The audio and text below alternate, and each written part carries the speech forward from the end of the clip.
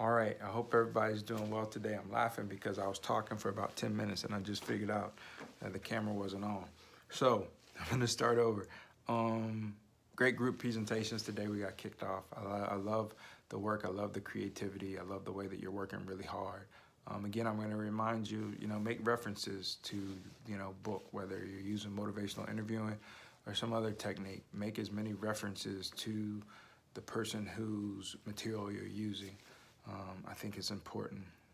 With regard to the paper that's upcoming, the diversity and use of self paper, I think what I really want to identify or talk about here is I think that all the categories should be in play, but if you decide not to use a category, so there are 1, 2, 3, 4, 5, 6, 7 categories. If you decide, hey, there are a couple that I'm not going to use, I can understand that because you want to go into depth in other places.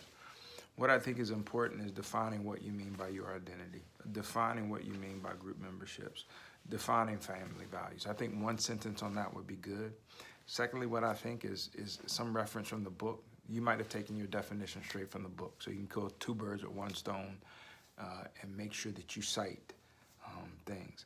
The other thing I want you to forget, not to forget with this paper, is that, again, I am going to be looking for concepts in a 3 to 5 page paper. I think that a couple of concepts for identity, a couple for group membership, a couple for family values, book material, take it and insert it into your paper is important.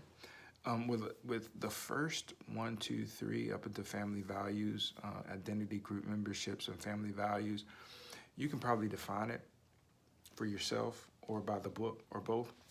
Then you can probably list all of your identities.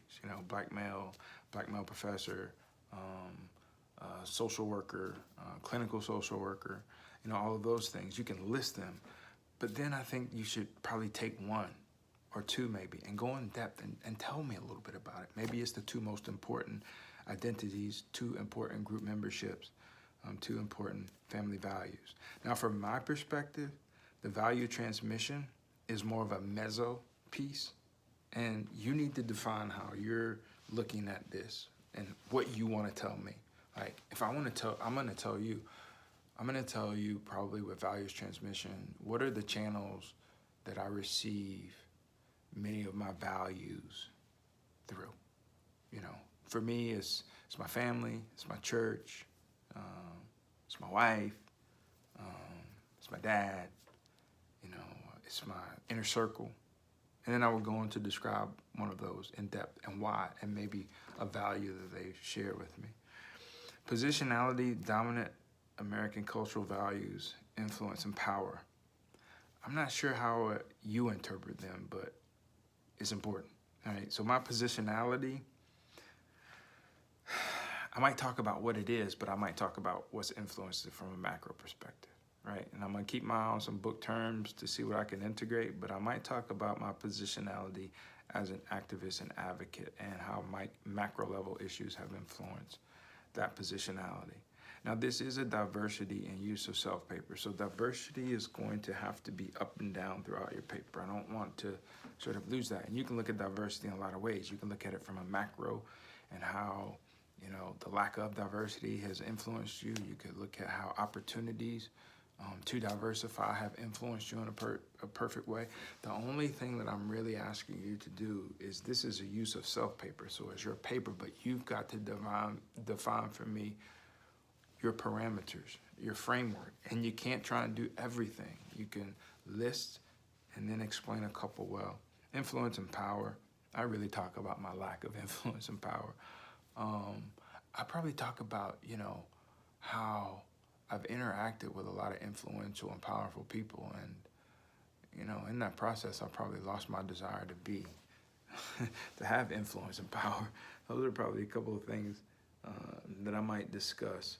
But again, I want to make sure that you're using the book,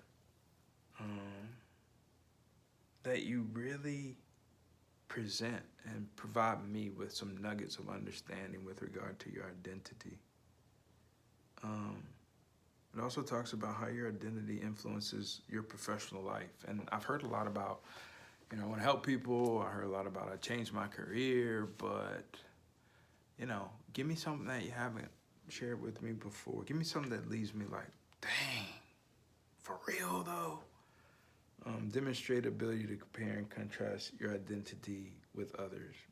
There are various ways of doing that. You know, you could do it by comparing it to who people think you are. You could do it comparing social workers to LPCs or social workers to psychologists. There are various ways to do this, but you know what I'm really looking for are those papers that stand out, that are authentic. And you know, authenticity takes some drafts. It takes some time to work through. This is not a 3-page paper, all right? This is a 5-page paper. It says 3 to 5 pages, but I think to do it well, you're gonna be hitting like 5, like you're gonna hit 6, and you're gonna have to whittle it down a little bit. I really hope that this is helpful. I know that we're gonna be moving into the theory work soon, so what I just want to give you without really talking about that, because I know you got a lot on your plate with regard to role plays and this diversity paper and the discussion boards and the quizzes, is begin to think of a theory that's relevant to your work. Really. This is the time where you really need to. This is an important exercise. This is the one where you say, you know what? This is going to be the theory that I really want to hang my hat on a little bit, that I want to work in, that I want to get to know, that I want to become the expert in. So don't take this lightly. We'll talk about that one page that's going to be due in a little while. Foremost, I hope you have a great week. We're at week 5. We only got 11 more to go. They're going to fly like that. And before you know it, it's going to be May. But first we got Halloween, and we got Thanksgiving, we got Christmas, we got New Year's. We're going to make it through. Actually, I'm sorry. It's going to be December. This class ends in December. I don't want to scare anybody. So thanks for tuning in. Like it. Send me questions. Have a great week. Take care. Bye-bye.